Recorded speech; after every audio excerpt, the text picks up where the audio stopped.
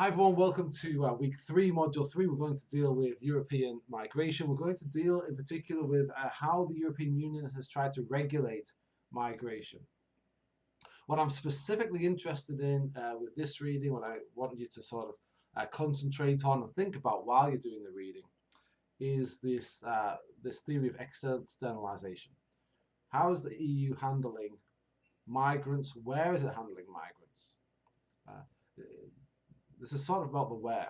And to me, it's interesting, right? Because in international relations, we oftentimes think of sovereign states.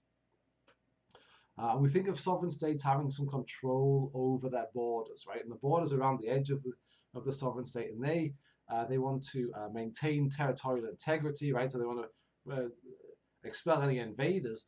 But in addition to that, they also want to be able to, sovereign states, classically, right, they're able to decide who can come in and who doesn't go in, who can enter and who has to leave, and who's barred from entry.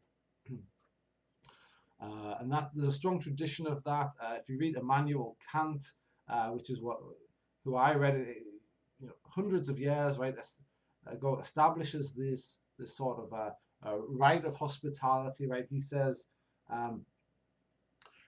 Because the seas and the deserts, because they don't belong to anybody, right? They're not part of a sovereign state. Of course, most deserts are these days, but because seas and deserts are sort of belong to everybody, we shouldn't be able to prevent anybody from crossing those seas, right?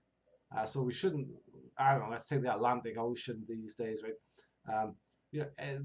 The Atlantic Ocean belongs to everybody. International waters, you're probably familiar with that term, and we shouldn't be able to stop anybody from crossing it, right? From making those, from being on it, right? Because it's not ours.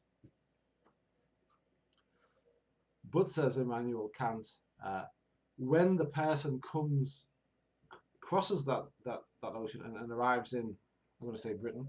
I don't know why. Arrives in Britain. At the border, Britain has a right and has some duty towards the person. So the duty that it has towards the person for Immanuel Kant is that they can't kill him. That's not much of a duty, right? They shouldn't kill that person just for turning up at the border. But that's about the only right that person has for Immanuel Kant, right?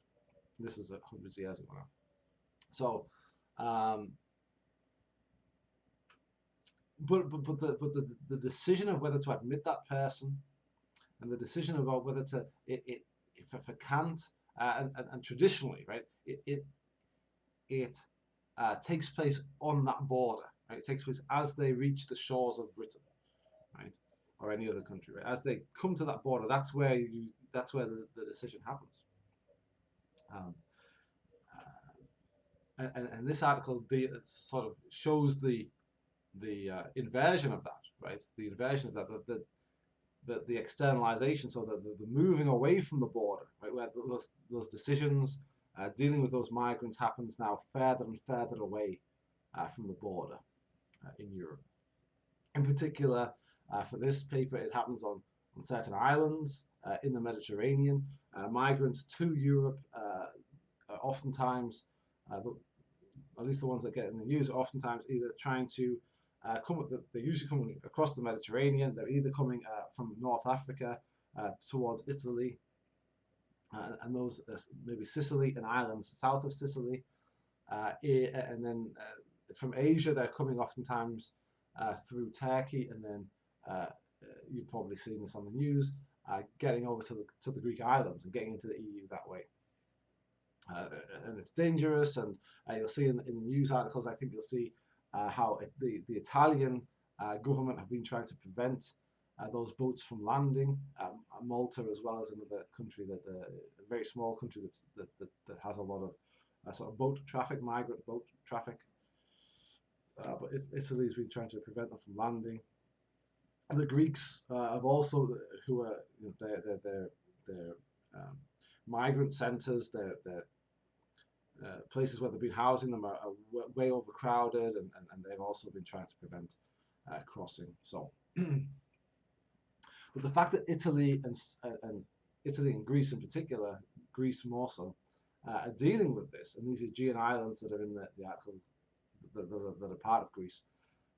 The reason that they're dealing with this is that migration policy in the EU has moved these migrant decisions, moved these decisions about migrants, about who to come in, from the borders of France and Belgium and Luxembourg and the Netherlands and the UK, and they've moved them southwards and eastwards into Eastern Europe as those member states, as those Eastern European countries have become member states in the EU.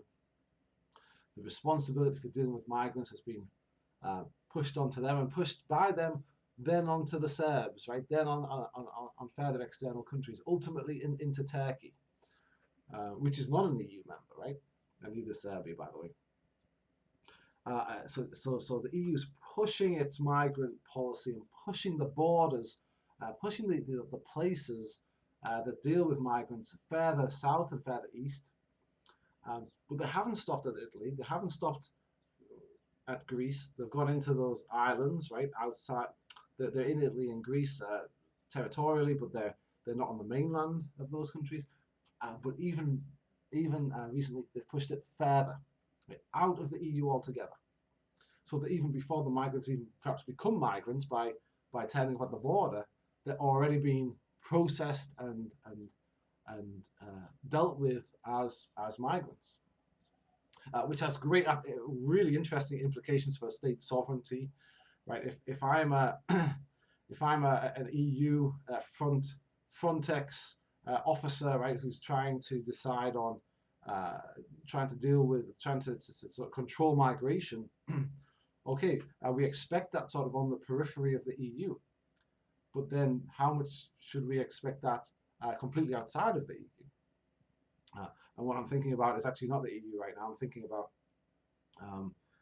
when I went to when I was living in Britain and I came to visit the US, and I went through Canada, went through Montreal, I think it was, and we went through US customs in Montreal, right? So this sovereign country, the agents of the United States, the agents, their border agents, went on the border, right? They weren't operating on the border of the United States and Canada. They were operating completely within Canada, right? The second nation state, the second sovereign nation state, has agents of another country operating a border, but the border isn't on the border that we can see on the map. The border's internal to Canada. The US border now is in is